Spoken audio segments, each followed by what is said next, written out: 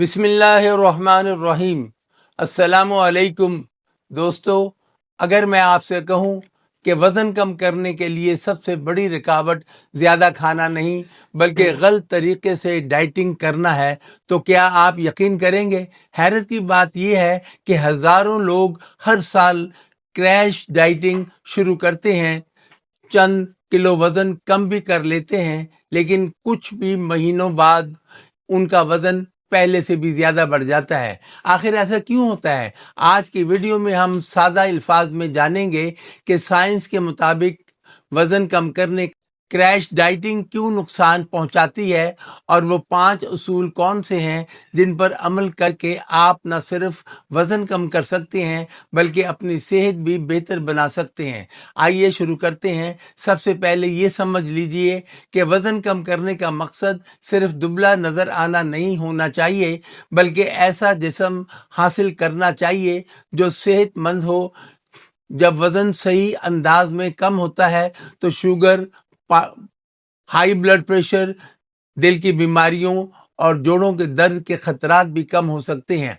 अब बात करते हैं क्रैश डाइटिंग की। अक्सर लोग सोचते हैं कि अगर वो खाना बहुत कम कर लेते हैं, सिर्फ एक वक्त खाएं या रोटी और चावल मुकम्मल तौर पर छोड़ दें तो वज़न तेज़ी से कम हो जाएगा। शुरू में वाकई चंद किलो वज़न कम हो जाता है, लेकिन जल्द ही कमज़ोरी, थकन, चक्कर, सुस्ती और हर वक्त नकाहत महसूस होने लगती है।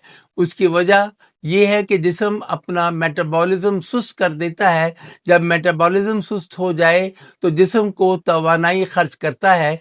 फिर जब आप दोबारा पहले की तरह खाना शुरू करते हैं तो वज़न बहुत तेज़ी से वापस आ जाता है, बल्कि अक्सर पहले से भी ज़्यादा बढ़ जाता है। इसलिए माहिरीन कहते हैं कि भूखा रहना हल नहीं बल्कि समझदारी से खाना ही असल कामयाबी है।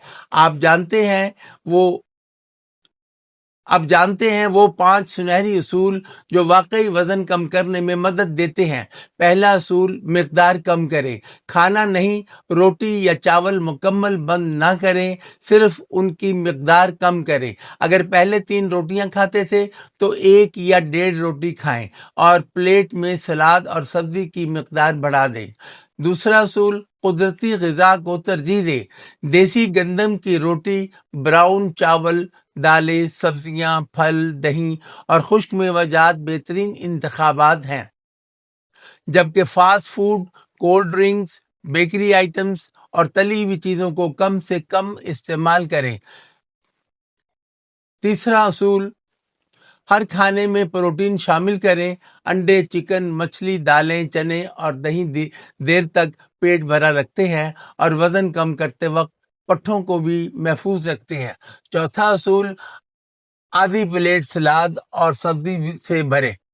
उनमें मौजूद फाइबर हाजमा बेहतर करता है, देर तक भूख नहीं लगने देता और गैर ज़रूरी कैलोरी से भी बचाता है। पांचवा असूल, पानी मुनासिब मकदार में पिएं। अक्सर लोग प्यास को भूख समझ लेते हैं। रोज़ाना कम से कम 8 से 10 गिलास पानी पीने की आदत बनाएं। अब एक आसान रोज़ाना का प्लान देखते हैं। नाश्ते में एक उबला हुआ अंडा, ब्राउन ब्रेड और कम चीनी वाली चाय बेहतरीन इंतखाब है।